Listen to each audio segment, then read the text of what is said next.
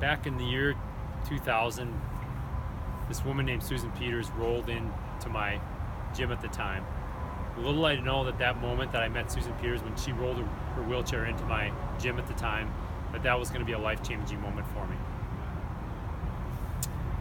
So Susan Peters became a good friend and client, and I'd say other than the day that I got married or the day I watched both my kids being born, the best day of my life was watching that person, Susan Peters, who was first my client and then became my friend, finally achieved victory when she completed a 5K after being in a wheelchair for about 13 years.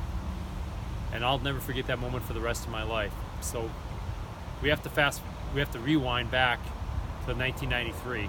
In 1993, Susan Peters was hit head-on by a snowplow, and it took this once vibrant woman who enjoyed things like horseback riding, working out, singing, just a lot of different activities, took her from a vibrant woman to this completely helpless, almost dead person that was in a coma, completely in need of rehab for several years afterwards, and left her barely able to speak because her vocal cords were damaged. And on top of that, during that process, she had to divorce her husband because they found out he was trying to steal the funds that were awarded to her to help pay for all the medical assistance that she was going to need. So, not needless to say, Susan Peters was at a low point in her life.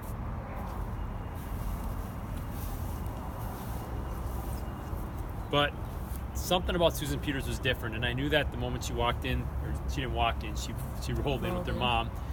But she came in with her mom one day, and she had this great little, I noticed her great smile right away, and she couldn't talk real well. Her mom had to do a lot of talking, but they wanted somebody to work with her, and luckily I had worked with somebody with a wheelchair, so I agreed to take on the challenge of working with somebody in a wheelchair.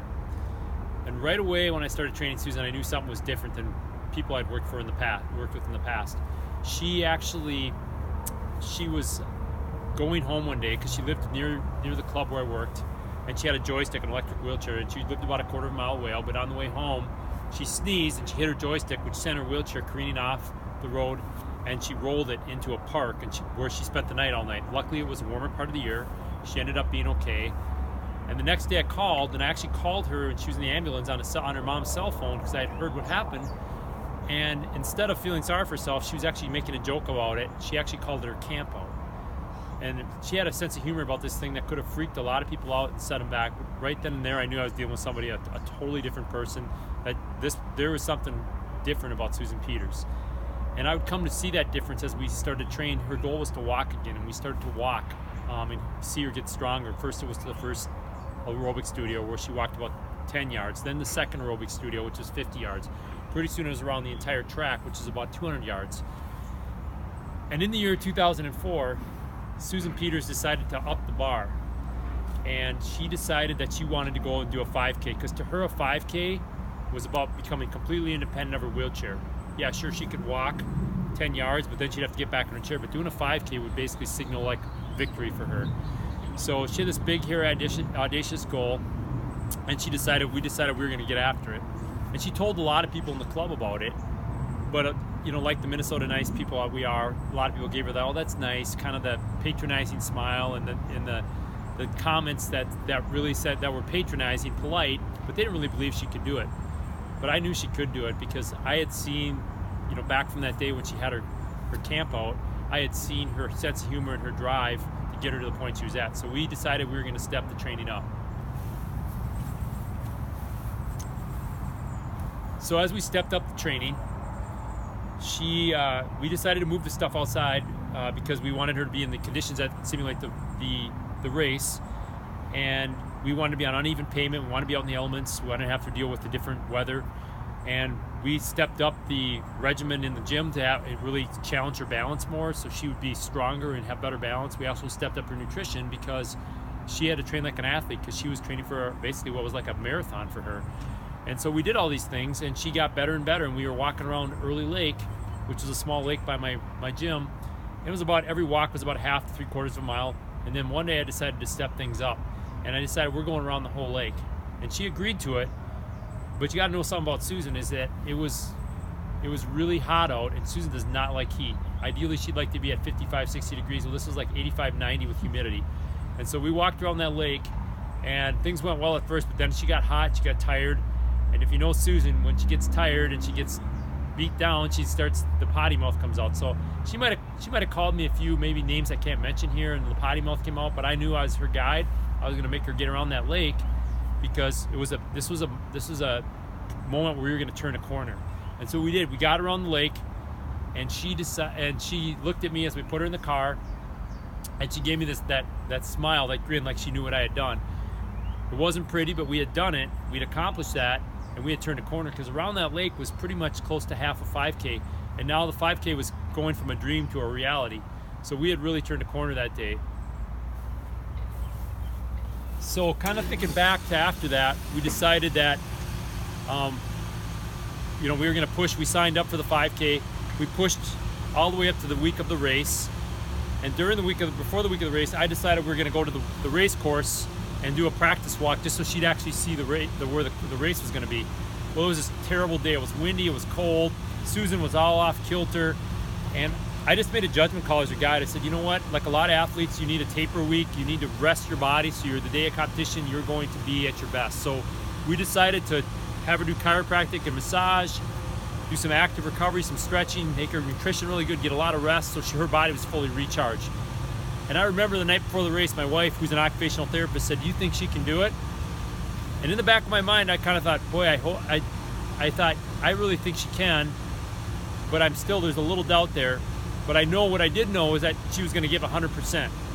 So we got to the day of the race, and I called Channel 11, a local station, to come follow us along the lake. Because I said, this is a great story. This woman was in a wheelchair. She's going to walk a 5K. They decided to send a reporter out. And so we got to the race. We got down to the starting line. I had to really take a lot of care to make sure Susan didn't burn up a lot of energy trying to walk to the starting line, trying to get around all the chaos. But we got there, and the gun went off, and we started to make our way around the lake. Channel 11 showed up, and they had a reporter following us along. And Susan, being Susan, halfway around the lake, she decided to mug for the cameras a little bit, talk a little good-natured smack. And she was all smiles, but then we turned the corner. So we turned the corner, and the fatigue started to set in during that last mile, which seemed it might as well have been 10 miles for her. She was tired. Her body was starting to give out. The pain was getting unbearable. But you ever know when you get that second wind? You get a second wind, all of a sudden something inside you wells up. Well, all of a sudden a crowd had developed over the last few hours around the lake, had seen what Susan was trying to do, and she had developed a fan club. And they were down there waiting at a finish line that the police officers had made with their police tape, and you could hear that crowd roaring, and all of a sudden Susan Peters, something started to well up inside her. And there we were, and I was encouraged her, even though a few of those F-bombs were coming out. She saw that finish line, and she made a beeline. We got closer and closer. The crowd grew louder and louder. We walked even closer. The crowd grew even louder. And as soon as we got to that finish line, we walked across, and I still remember to this day, and I could just picture it in my mind as we walked across, and I raised her arm up as we ripped through that tape in complete and total victory. She had done what everybody else thought she could never do. She had crossed the finish line. She had completed a 5K after being in a wheelchair. So from that whole experience, I think back, and I really learned 3 important things from that experience. Is number 1, how important is it to have a guide or a coach whenever you're accomplishing something big? Susan Peters had to do the work, but I'll tell you what, being her guide, we had to have a solid plan, and she needed those days of encouragement, where some days where she didn't believe in herself, I believed in her more than she did, and I needed to help push her through that. And we all need that in certain areas of our life, and having that guide that's going to help you not just plan, but be your cheerleader, keep things in perspective, and keep making you push harder than you'll push yourself is key for your success. Number 2 is having that clear vision in front of her, because if you don't have a clear vision, you're going to give up on your goals. Susan Peters, even though her body was broken, her mind was completely intact, and she could see herself, I'm still that active, vibrant woman. I just need to get my body back so I can do the things I want to do in life. I don't want to be laying in a wheelchair having people take care of me the rest of her life. That was not her vision. So she could see that vision of her walking again and doing some things that she wanted to do, and she kept that vision in front of her even when things didn't look so good. And number 3, I think whenever we want to go into the pity party, how bad we feel or how hopeless we feel, I remember this story like, man, when I'm feeling sorry for myself, I think about if Susan Peters can walk a 5K after being in a wheelchair for 13 years. We all can work a little bit harder. We can eat a little bit better. And we don't need to sit there and feel sorry for ourselves. We have the ability to accomplish whatever we want to. We are our own worst enemies. And whenever I get into that pity party mood, I think of Susan Peters' story. Kind of wrap this story up to this day, that Susan Peters is completely independent. She does not have a wheelchair. She lives on her own. She doesn't have to have an aide come in and help her get dressed and all that. She's completely independent. And to this day, that story is etched in my mind as the other greatest moment of my life, other than my wedding and my kids being born. And whenever I think I'm having a tough time, I go back to that story and I think about that. And I was inspired by that, and it inspires me to be my best every day, because what Susan Peters did changed my life forever.